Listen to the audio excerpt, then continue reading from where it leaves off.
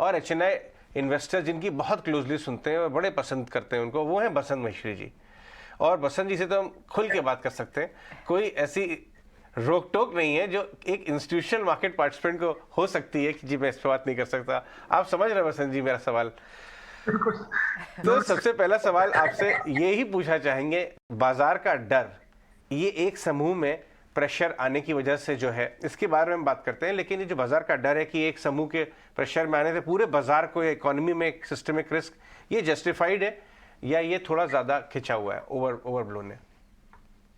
मुझे लगता है डर पिछले हफ्ते ज्यादा था। हर एक दिन, हर एक घंटा, हर एक मिनट ये डर ओवरऑल मार्केट के हिसाब से कि भाई एक कोई ग्रुप को प्रॉब्लम होगी तो पूरा बाजार खत्म हो जाएगा, वो डर हर मोमेंट मुझे लग रहा है कम होता है।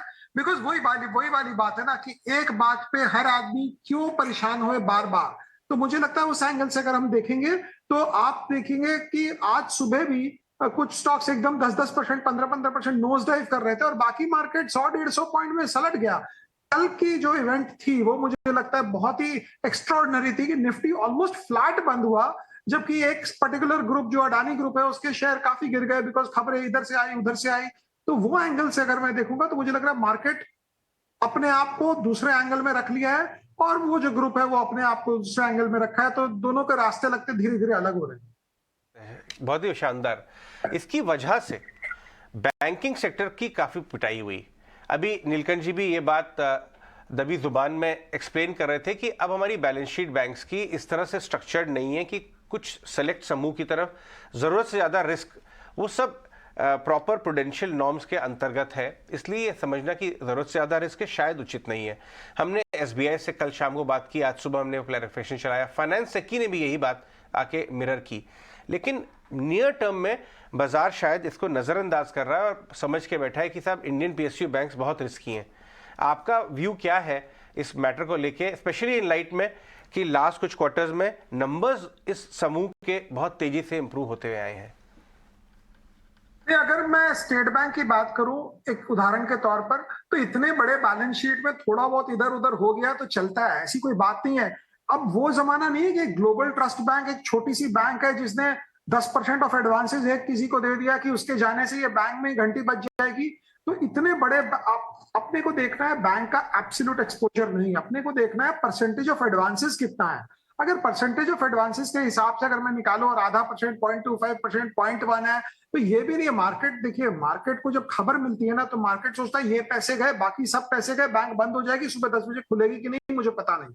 बट वैसा होता नहीं है बिकॉज एसेट बैक्ड है। कुछ भी अगर है, कोई लेंडिंग है तो एसेट बैक्ड है। तो आप देखिए स्टेट बैंक, वेट बैंक जितने शेयर है पीएसयू वाले जो हम लोग सोचते हैं कि लिंक्ड है, इन्होंने फंडिंग किया है, वो भी 1-1.5-2% से ही गिरे हैं। बट पहले वाले दिन तो 5-5, 6-6% गिरे थे। लाइफ मूव्स ऑन वाली बात है। मुझे लगता है कि सब एडजस्ट हो जाता है और मूव ऑन होता है। और फिर 6 महीने बाद हम ये डिस्कस नहीं करते ना कि 6 महीने पहले ही देखो ये इवेंट हुआ था, उसके बाद हम उस समय की बातें करेंगे। जी, तो यानी ये मैटर अलग हो गया। फाइनेंशियल्स में आपको क्या पसंद आता है? अगर हम बात करें, कोई आपको अच्छी लगती है बैंक्स, प्राइवेट सेक्टर, एनबीएफसीज? आपने एक समय में एनबीएफसी में बहुत अच्छा राइड किया था। एनबीएफसी तो देखिए, इंडिया में अगर एनबीएफसी किसी को लेना है तो एक ही एनबीएफसी है, वो हमारे स्मॉल केस में है बजाज फाइनेंस। और नेक्स्ट बजाज फाइनेंस ढूंढने के चक्कर में जाने से मुश्किल ही होती है। अगर वो 20-25% कर रही है तो 25-30 के लिए कोई और मत जाए। बिकॉज वो 20-25, वो जो अंग्रेजी में कहते हैं ना, bird in hand and two in the bush वाली कहानी है। तो जो मिल रहा है उससे संतुष्ट रहे।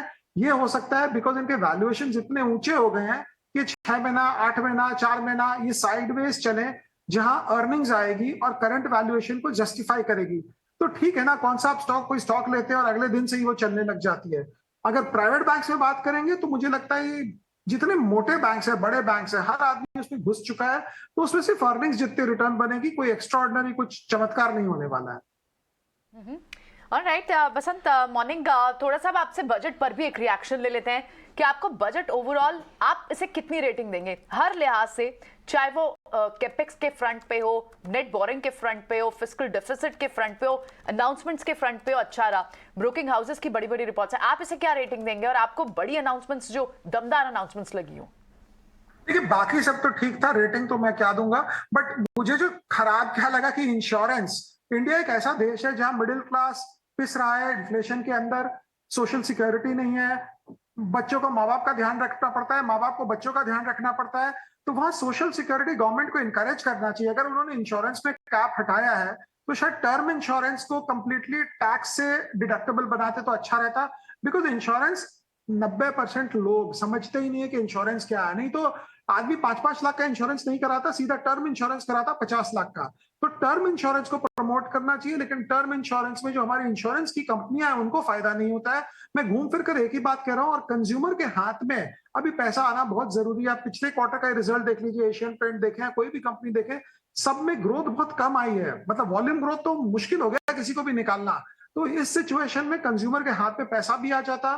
तो जो टैक्स लिमिट बढ़ाया है वो अच्छा है नए रेजीम में, लेकिन अब वो आपने इंश्योरेंस का क्लेम वो डिडक्शन हटा दिया और वो कर दिया, तो फिर मुझे लगा ले दे के बराबर रहा। बट बजट मुझे लगा ना खराब है ना अच्छा है, मोटा मोटी लाइफ मूव्स ऑन। बिकॉज हम तो सोचे थे एलटीसीजी लग जाएगा, एसटीसीजी लग जाएगा। अब आप बोलेंगे आपको एलटीसीजी एसटीसीजी के अलावा कुछ नहीं दिखता है, तो नहीं दिखता है, क्योंकि हम तो शेयर बाजार वाले हैं ना, हर आदमी अपना देखता है, तो हम अपना देखते हैं। तो उस लिहाज से तो फिर 5 स्टार रेटिंग हुई ना बसंत? बिल्कुल रेटिंग अच्छी थी, बस वो इंश्योरेंस और कंज्यूमर के हाथ में पैसा आता। देखो क्या होता है ना, मैं कर रहा हूं, मैं ग्रीन में हाइड्रोजन में पुल लगा रहा हूं, मैं रोड बना रहा हूं, इसकी एडवांटेज मिलते मिलते 2-3-4 साल हो जाते हैं। कंज्यूमर के हाथ वाला पैसा इमीडिएट पुल डिमांड आता है। आप जाते हैं मॉल में, क्रेडिट कार्ड स्वाइप करते हैं, 2-5 हजार का सामान लेकर आते हैं और इमीडिएट चक्का चलने लग जाता है। और आप पुल बनाएंगे, जब बनाएंगे लोअर क्लास लेबर क्लास को काम मिलता है, वो बनता है पुल, एफिशिएंसीज इंप्रूव होती है, तो वो लंबा गेम होता है। तो गवर्नमेंट को बैलेंस करके दोनों करे तो ज्यादा अच्छा है। सिर्फ कैपिटल एक्सपेंडिचर पे इकोनॉमी चलाना लॉन्ग टर्म के लिए अच्छा है, बट शॉर्ट टर्म के लिए भी कुछ देखना पड़ेगा।